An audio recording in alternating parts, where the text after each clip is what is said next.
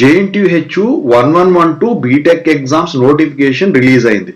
Students అడుగుతా ఉన్నారు R16 పరిస్థితి ఏంటి, R13 ఎలిమినేట్ చేసేసారు, R16 ఈ 1112 సప్లీ దాంట్లో నోటిఫికేషన్ లో ఇవ్వలేదు, మరి ఇప్పుడు మా పరిస్థితి ఏంటని చెప్పేసి స్టూడెంట్స్ అడుగుతా ఉన్నారు. దాని గురించి చెప్పదలిచాను. ముందుగా అయితే ఇంతవరకు ఈ ఛానల్ సబ్స్క్రైబ్ చేసుకుని వాళ్ళు సబ్స్క్రైబ్ చేసుకొని ఈ వీడియో లైక్ చేసి షేర్ చేయండి.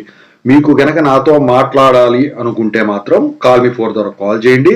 తెలుగు ఇంజనీరింగ్ ఎడ్యుకేషన్ టెలిగ్రామ్లో పీడిఎఫ్స్ అవన్నీ షేర్ చేస్తున్నాను, చూడండి. ఈ వీడియోకి హైప్ ఇవ్వండి. ఇక టాపిక్ లో పెడితే పాత రెగ్యులేషన్ వాళ్ళలో R16 కూడా పూర్తిగా జాయిన్ అయిపోయింది.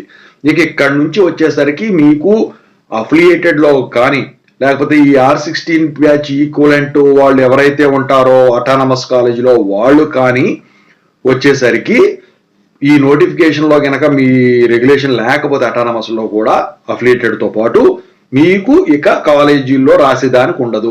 మీరు యూనివర్సిటీకి పోయి రాసుకోవాలా. మరి ఎప్పుడు రాసుకోవాలా?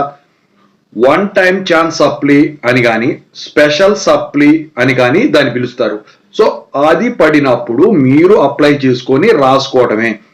అయితే అది ఎప్పుడు పడుతుంది ఏంటని చెప్పేసి ప్రీవియస్ గా ఒక వీడియో చేశాను, ఈ ఛానల్లో ఉంది, ఒక్కసారి చూసుకోండి. ఓకేనా? Thank you so much.